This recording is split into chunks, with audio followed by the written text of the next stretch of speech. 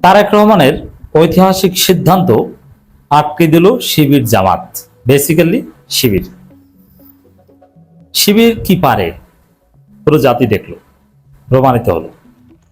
দর্শক, তারেক রহমানের খুব একটা খায়েশ অথবা চিন্তা, ব্যক্তিগতভাবে গবেষণা করে তার যে উপদেষ্টা রয়েছে আরো যারা আছে তাদের সাথে আলাপ আলোচনা করে ঠিক করেছিল যে দেশের যে অবস্থা, জ্বালানি নিরাপত্তা নিশ্চিত করার জন্য, জ্বালানি সংকট মোকাবেলা করার জন্য শিক্ষা প্রতিষ্ঠান 3 দিনের বেশি চালানো যাবে না, অনলাইন ক্লাস চালু করতে হবে। এ বিষয়ে সিদ্ধান্ত ফাইনাল হয়েছিল।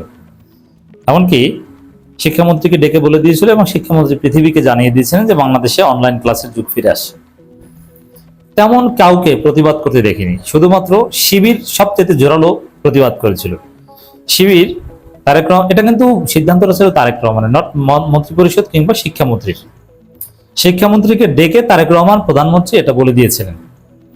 পরে শিবির এটাকে হটকারী সিদ্ধান্ত বলেছিলেন, গণবিরোধী সিদ্ধান্ত বলেছিলেন, শিক্ষা ব্যবস্থা এবং শিক্ষার্থীদের ধ্বংস করার মতো বিধ্বংসী সিদ্ধান্ত বলেছিলেন শিবির বিবৃতি দিয়ে। এবং এটা করা যাবে না, শিবির এটা মানে না। বরং অন্য জায়গায় ঘাটতি রেখে, অন্য জায়গা থেকে কমিয়ে এখানে ভর্তুকি দিয়ে হলেও বিকল্প ব্যবস্থা করে হলে শিক্ষা প্রতিষ্ঠান চালু রাখে। এটা ছিল শিবিরের কথা। এবং জামাতও এই বিষয়ে একটা বিবৃতি দিয়েছিল, যদি জামাতের বিবৃতি চাইতে শিবিরের বিবৃতি ছিল যথেষ্ট কঠোর। জামাতও বলেছিল কোনো ধরনের যাচাই বাছাই ছাড়া অনলাইন ক্লাস নেওয়ার সিদ্ধান্ত এটা অযৌক্তিক এবং এটা করা যাবে না। তো দর্শক, কথা ছিল রবিবার, এই রবিবার বৃহস্পতিবারের আগেই ইঙ্গিত দিয়েছিল সরকার যে অনলাইন ক্লাস হবে এবং বৃহস্পতিবার মন্ত্রিপরিষদের সিদ্ধান্ত নেওয়ার কথা, গত বৃহস্পতিবার, কিন্তু হয়নি। পরে আজ রবিবার, আমি যখন এই কথা বলছি রবিবার চূড়ান্ত সিদ্ধান্ত হওয়ার কথা, কিন্তু শিবির এমন ভাবে আঙ্গুল বাঁকা করেছে, জামাত এমন ভাবে বিবৃতি দিয়েছে এবং জনগণ, অভিভাবকরা জামাত এবং শিবিরের এই বিবৃতিকে ব্যাপকভাবে এমনভাবে সমর্থন দিয়েছে যে এই সিদ্ধান্তই আটকে দিয়েছে সরকার, যে না, এখন রবিবার আমাদের সিদ্ধান্ত জানার কথা। এমনকি অনেক শিক্ষকরা অপেক্ষা ছিল যে রবিবার সিদ্ধান্ত জানিয়ে দিবে যে অনলাইন ক্লাসের কি হবে, কতদিন স্কুল খুলবে, কিন্তু রবিবার আর জানানো হলো না। শিক্ষামন্ত্রী বলছেন যে পরে জানাবো, কমপক্ষে 5 দিন আপনাদের অপেক্ষা করা লাগবে এটা জানতে। এর মানে শিবির বিরোধিতা করে তারেক রহমানের সিদ্ধান্ত আটকে দিয়েছে। এটা জনগণের বিজয়, এটা জামাত শিবিরের বিজয়। এখন কি বলছে যে না, এখন সবার সাথে আলোচনা করাবে, স্টেক হোল্ডারদের সাথে আলোচনা করাবে। এখন বড় স্টেক হোল্ডার হচ্ছে শিক্ষার্থীরা এবং শিক্ষার্থী অভিভাবক। তো শিক্ষার্থীরা বলতে এখানে শিক্ষার্থীদের সবচেয়ে বড় ছাত্র প্রতিনিধিশীল সংগঠন হচ্ছে শিবির। এবং আপনি যদি ছাত্র সংসদকেও ধরেন স্টেক হোল্ডার হিসাবে, তাদের সাথে আলাপ করলেও তো শিবির। অতএব যদি মিনিমাম ইনসাফ করেন স্টেক হোল্ডারদের সাথে আলাপ করতে, তাহলে শিবিরের সাথে কোনো না কোনোভাবে আলাপ আলোচনা করতে সরকার বাধ্য। আর যদি শিবিরের সাথে ফরমাল কোনো আলোচনা সরকার নাও করে, তারপরেও ইনফরমালি শিবির নিজেরা যা বলছে, শিবির যে স্টেটমেন্ট দিচ্ছে কিংবা বিভিন্ন সভা সেমিনার বলছে, এতেই সরকারের টনক নড়বে। অলরেডি সরকারের টনক নড়েছে। এর মানে শিবির তারেক রহমানের টনক নড়াতে পারছেন। শিবির যদি প্রতিবাদ না করতো, আপনি নিশ্চিত থাকেন, তাহলে আজ রবিবারের মধ্যে আপনার অনলাইন ক্লাস আদৌ হবে কিনা, হলে কিভাবে হবে, সপ্তাহে যে 3 দিন ক্লাস, এগুলোর নোটিশ পেয়ে যেতেন। তো এখন কি করা যায়, শিবিরকে ম্যানেজ করে, জামাতকে ম্যানেজ করে, সবার সাথে আলাপ আলোচনা করে যদি করা যায়, তাহলে আগামী বৃহস্পতিবার একটা সিদ্ধান্ত হবে। নইলে যা শুধু 4 দিন ক্লাস চলবে। এখন তো 5 দিন ক্লাস, 5 দিনকে 1 দিন কমিয়ে 4 দিন হবে। অনলাইন কিছু না। আর অনলাইন হলে শুধু বিশ্ববিদ্যালয় অনলাইন, বাচ্চাদেরকে অনলাইন ক্লাস এটা কার্যকর না এবং এতে ক্ষতি হয়। এবং বাচ্চাদের মেট্রোপলিটন এলাকায় হোক, বাচ্চাদেরকে অনলাইনের মাধ্যমে কার্যকর কিছুই শেখানো যায় না, বরং এতে আরো মোবাইল এডিকশন বাড়ে। তো দর্শক, জামাত এবং শিবির যে তারেক রহমানের সিদ্ধান্ত আটকে দিতে পারে, সেটা হাতে কলমে আপনাদেরকে দেখালাম। অনলাইন অফলাইন ক্লাস চালুর বিষয়ে শিক্ষামন্ত্রী কি জানিয়েছেন দেখেন খবর।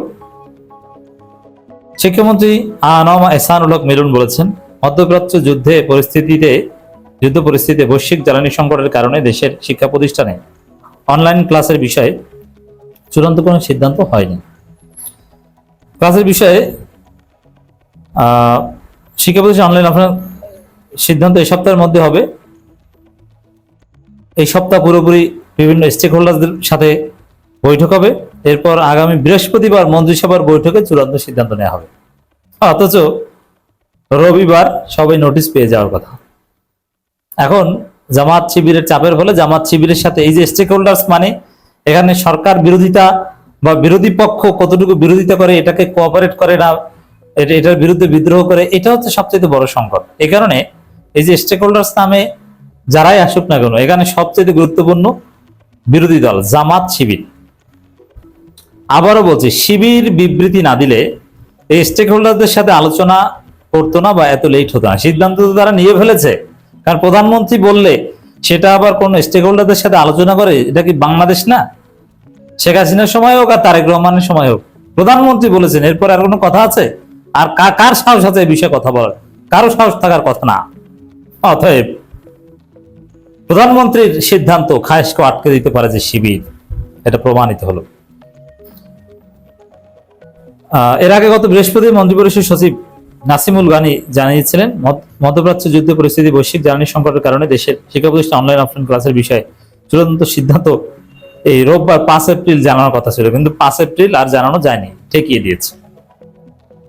অতএব দর্শক, জামাত শিবির অসাধারণ রাজনীতি করছে এবং বিশেষ করে আইডিয়া কিংবা থিওরি রিলেটেড বা স্পর্শকতার যে বিষয়, ওই জায়গায় অসাধারণ রাজনীতি করছে।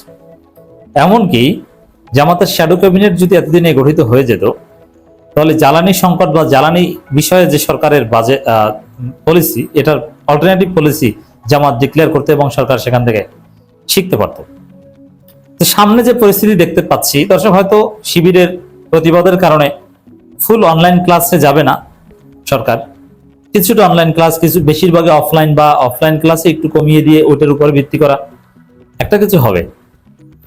কিন্তু হাম রোগোলা বা এরকম নানান কারণে ক্লাস বন্ধ করা প্রয়োজন হলেও হতে পারে, বিশেষ করে বাচ্চাদের একদম প্রাথমিক স্কুল বন্ধ করে দেওয়ার জরুরত আসতে পারে এবং বাংলাদেশে দুর্ভিক্ষ আসতে পারে, এটা অর্থমন্ত্রী নিজেই ইঙ্গিত দিয়েছেন। যার ফলে সবচেয়ে বেস্ট হয় দেশের মানুষের জন্য, যদিও জামাতের জন্য এটা বেস্ট হয় না, জাতীয় সরকার গঠন করা। জাতীয় সরকার গঠন করলে জামাতের লস, কারণ জামাত বিএনপির সাথে যদি এখন জাতীয় সরকারে যায়, তাহলে আগামী 5 বছর পর জামাতের ক্ষমতায় আসার সম্ভাবনা কিছুটা কমে যায়। আর এই মুহূর্ত থেকে যদি মারাত্মক বিরোধিতা করে বিএনপির, তাহলে জামাত ক্ষমতা আসার সম্ভাবনা বেড়ে যায়।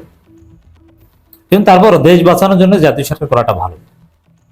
তো দর্শক, এভাবেই বিএনপি উল্টাপাল্টা করে আর শিবির আটকে দেয়। উল্টাপাল্টা সামনে যত করতে চাইবে শিবির, সে উল্টাপাল্টা কাজ আটকে দিবে।